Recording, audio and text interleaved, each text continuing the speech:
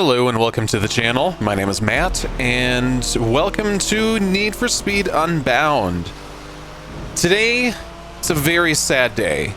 It has been officially reported that the small Kaizen team at Criterion has finally stopped working on future updates for Need for Speed Unbound. And like I said, it's a sad, sad day because I wanted to kind of discuss about the big headline here that I have for the title of the video is that through their progressive updates that has been added post-launch, Need for Speed Unbound, in my opinion, has become the most complete Need for Speed game to have ever been made at this point.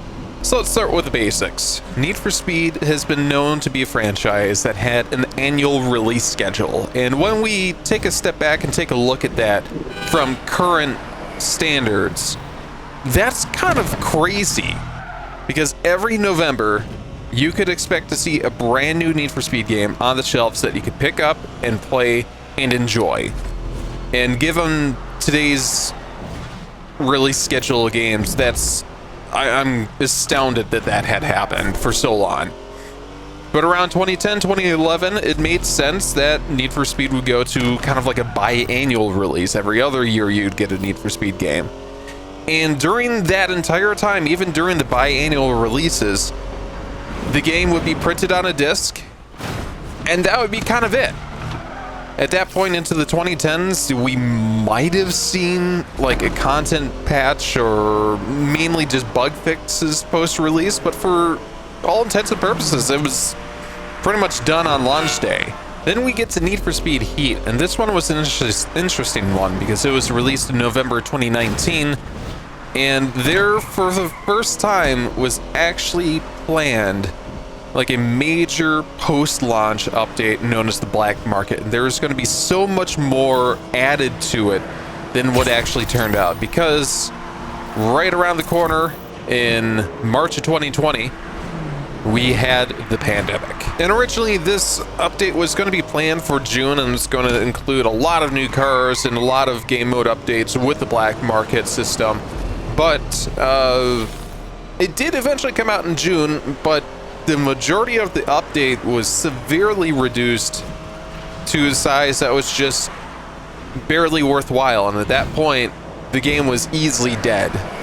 So unfortunately, kind of like most Need for Speed games, where you get a couple of bug fix patches and then that's kind of it. So Need for Speed Unbound, after spending 3 years to be made and developed, it finally was realized that something had to change. This norm of not supporting the game after launch was both highly, shall I say, uneducated, but more importantly, it was costing a lot of money. There was a lot of money being left on the table of, you know, if you continue to update this game post-launch, there could be so many new sales that would be coming in due to car packs and, I don't know, liveries, or just absolutely so many different options for monetization that you could be adding to get people to get interested, to be waiting for the next update and the next update and the next update. So you can have a game that was okay on launch and did okay for sales, but then really take off in the post-launch. And we've seen so many games do that over the years, where it's finally like the executives at EA said, okay, we got to do something here. So Unbound was officially released December 3rd of 2022 and had single player mode, incredibly bare bones multiplayer, and this was finally the time when there was a plan for post-launch content. And it took quite a while to get there, because Volume 2, we finally got cops here in the online area, which they had been planning for so long.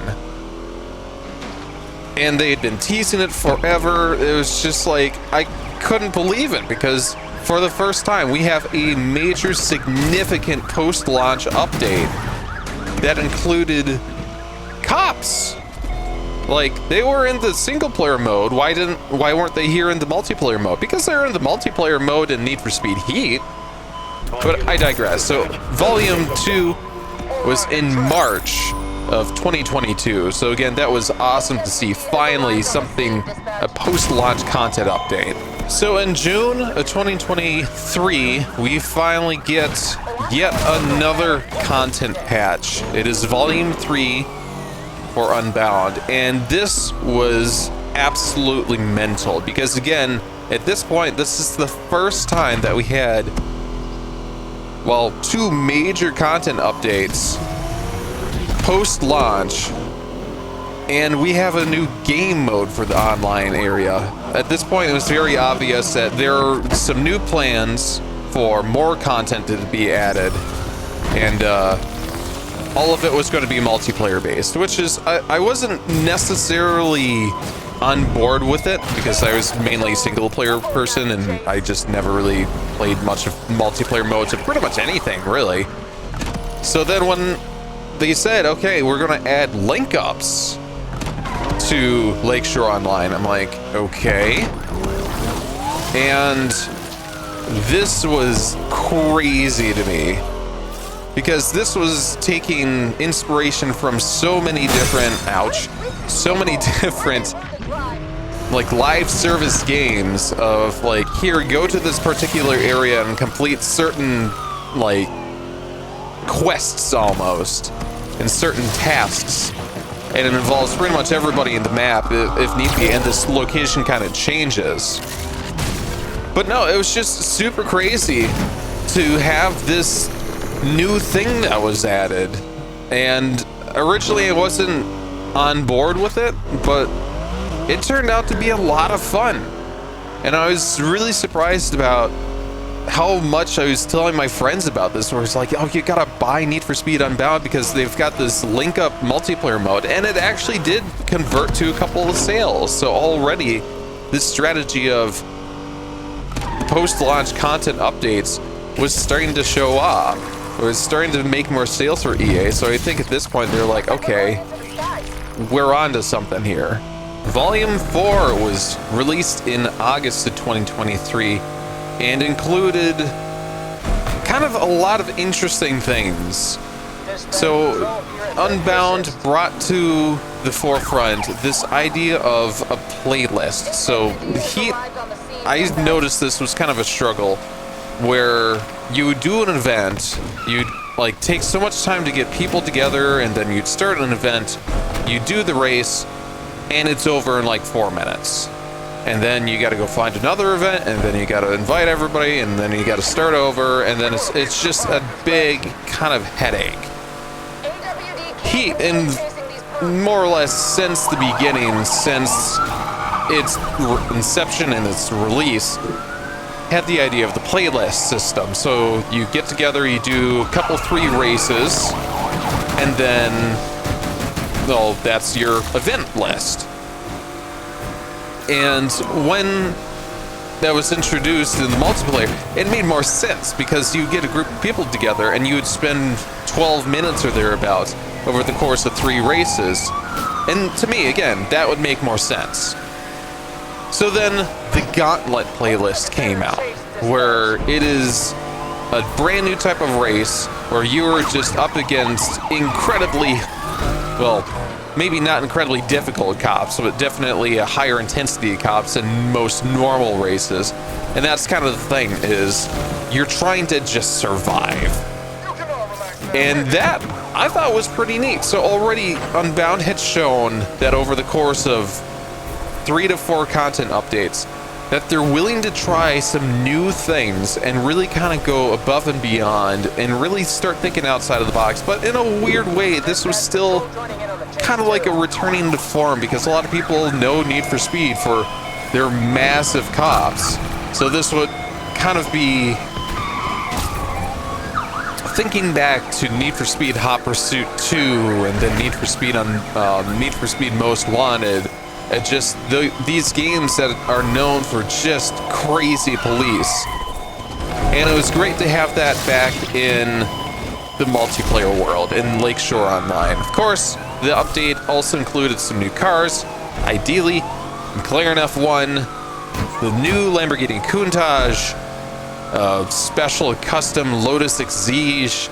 I mean, at this point, it was like, okay, we are really getting spoiled here with 4 content updates post-launch. This is pretty cool. In October 23, we received the 5th content patch as Volume 5. And this one, not a lot of new features were added. I mean, the speed pass for Lakeshore Online was added. So basically, as you leveled up your character in your car, you would be able to unlock additional rewards, which is kind of neat.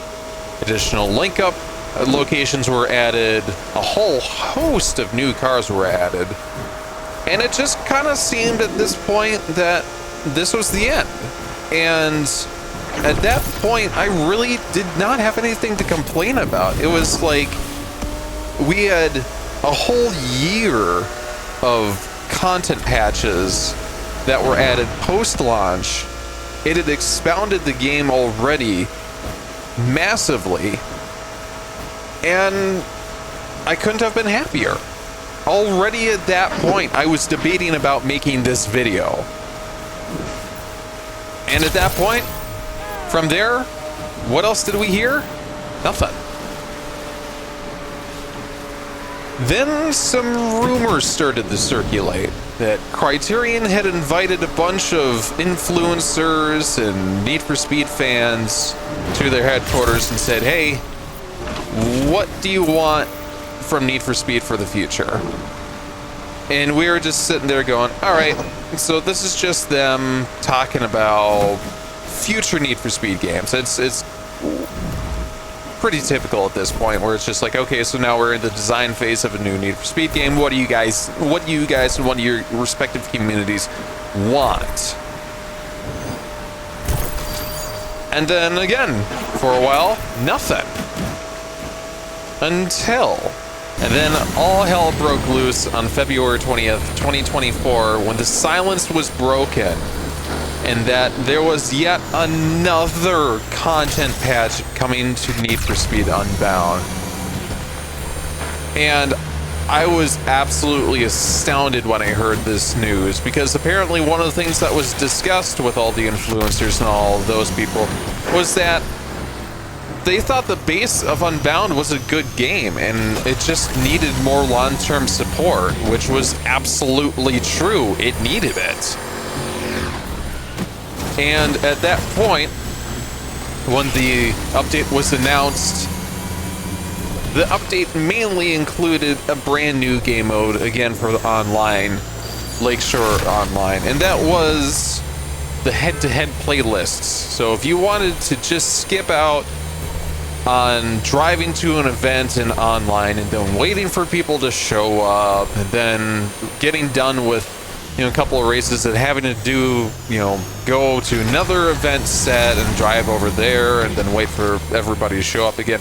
This was just a PvP mode. It's just, you choose, I want to play against other players, you choose an event type, you wait for players, you go in, you do your 3 races, and then you start another playlist. And that was awesome. Again, because it was giving players something new to do, something different.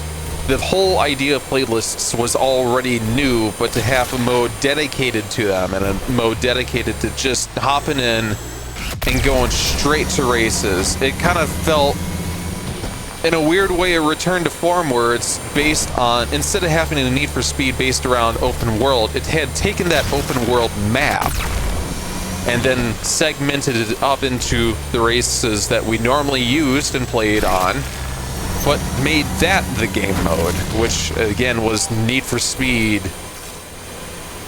Road and Track from 94 up until Hot Pursuit 2.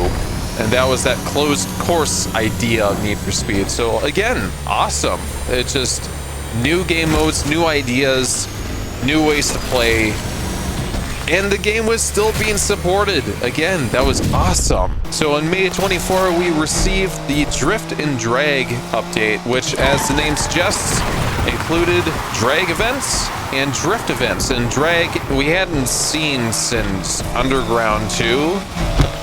And drift specific events,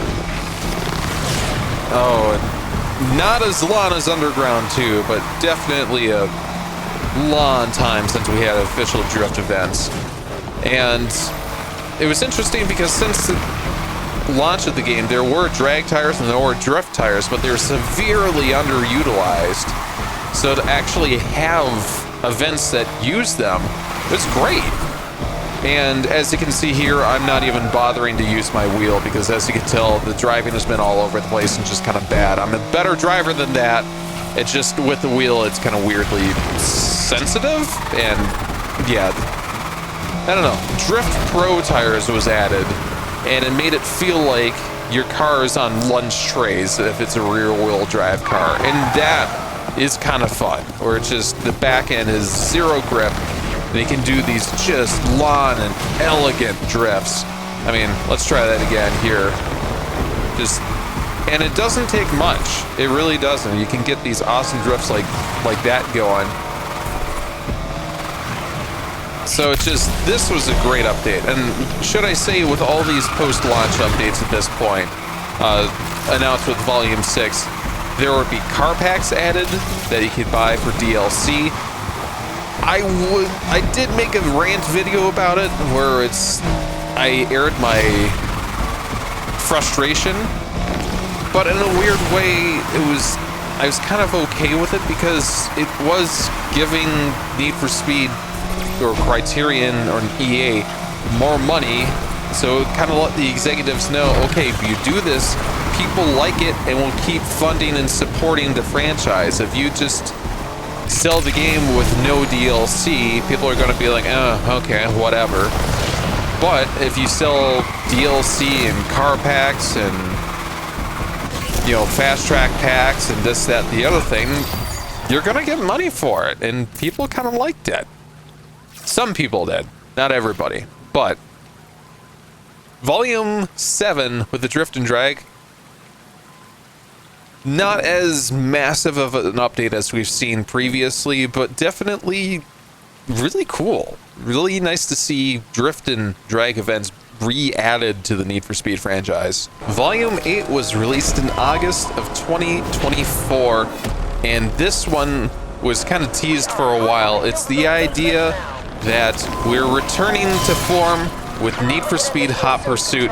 It is cops versus racers. This is the first time in Unbound where you could hop into a police vehicle and you could start ramming your colleagues and your coworkers and your friends and family, all of them, off of the road. And that was awesome because, again, we had already seen that Criterion really wanted to, you know, return to form and start really having some influences from previous Need for Speed games.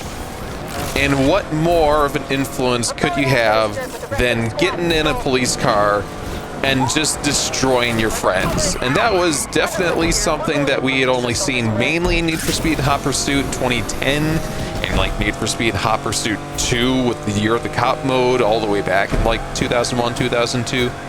So this mode wasn't really in a whole lot of other Need for Speed games, but it was important to the history of Need for Speed because, again, police. It's been a huge staple of the franchise since nearly day one. So yeah, it was a really interesting update, especially from the fact that it was added for particularly the PvP playlists, which again, as we discussed, was added in Volume 6. Back in February 24.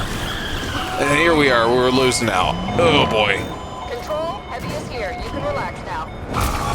And weirdly enough, we haven't had too many people try to ram into us yet. But yeah, this was definitely a nice addition through all the updates that we've had at that point. And then November of 24, 2 years after the release of Unbound, we had seen the release of Volume 9, known as Lockdown. And while I thought the Linkups in Volume 3 was kind of a Fortnite-esque game mode, this really took the cake, because you had the entire map to play with, but as this limited time went on, as the countdown happened, you have to collect money and rep and fight against other teams and crews to get better cars in an ever shrinking map. It was the epitome of Fortnite, dare I say it. And I think Criterion did actually a decent job at doing a really good job of having taking the completely off the wall, not really anywhere close to what they do, and just rip it out and make it their own. I think Lockdown was a really cool idea for game mode. And of course, it added the BMW M3 GTR, and it actually had Razor come back to do some voice lines. It was kind of cool. So the main thing that was awesome to see throughout all these post-launch updates was the first couple was taking Unbound, which is already a pretty unique idea of a game, and expounding on bringing new and unique features to an already new and unique game. But then when we got into the second year of content updates, I can't believe I even seen that or even experienced it. 2 years of content updates for a Need for Speed game is crazy. But in the second year, it more or less came back to what do Need for Speed fans like? The head-to-head playlists, a lot of them were centered around, like, one of them was like a Ferrari Testarossa, which was the road and track, like Ferrari. So they really dug deep as a way to celebrate 30 years of Need for Speed, and throughout that second year of content had really faithfully tried their best to say, hey, Need for Speed players, thank you for playing for so long. We're going to add stuff that you guys love. And again, the head-to-head playlist talked about the first couple of Need for Speed games. The Drift and Drag update talked about drag from Underground 2 and drift from, well, Underground 2 and Carbon and Pro Street. And Volume 8 dealing with the cops versus racers. That was really talking about the Need for Speed hot pursuits throughout the legacy of Need for Speed. And then Lockdown was very much so Need for Speed Most Wanted oriented. And all of that being said, it gives, to go back to the title of the video instead of just being a recap of Unbound's whole history, is that Unbound now gives you a little bit of a taste of each era of Need for Speed if you want to participate. It gives that option where it's like, hey, if you want to play the early Need for Speeds, you could do the head-to-head playlist. If you want to do that just beginning open world area, you know, do the Drift and Drag. If you want to go back again to kind of the more later, like 2010 Need for Speeds, we've got the Hot Pursuits. And then if you want to deal with Most Wanted, well, you can do Lockdown. So I think Criterion did an excellent job of giving a little bit of a taste of every little bit from the Need for Speed franchise, what makes the franchise unique, and all the different things that they've tried apart from Shift. I think there's a reason why we've not talked about that one. Because they can go experience Shift in any other plethora of simulation-based racing games that are out there right now. I don't think you really need to talk about that in a Need for Speed game. I think if you want to play a Need for Speed game, you want to play a Need for Speed game. And I think Unbound, with all these post-launch content updates, made it the most complete Need for Speed game because it's been supported for so long, and because it was going through the 30 years of Need for Speed, it wanted to give a little bit of taste of every era. And I think, again, Criterion, thank you. Thank you, thank you, thank you, thank you, thank you for doing everything you did. Because this made an interesting game, a unique game from start, into one that I'll probably play for years, and I'll recommend to everybody as long as I can, because it is just, it's got everything. So thank you, Criterion, and thank you for watching this video. If you've liked and enjoyed this content, make sure to like, comment, and subscribe. Comment down below what your favorite update, what your favorite volume was, what your favorite aspects of Need for Speed has been that Criterion touched on. To me personally, Volume 3 was cool with the Linkups. I can't get enough of Linkups. Those are still fun to today. But from the year 2 content, I'm gonna have to see Lockdown because it's such a unique game mode. I want to play it more. I haven't played enough of it. But I think Lockdown is just a really cool, unique idea that I want to see if I can get some friends involved and see if we can get a couple of parties going, because man, Lockdown is so cool. So again, thank you so much for watching. I hope you guys have a wonderful day today. Take care. Bye.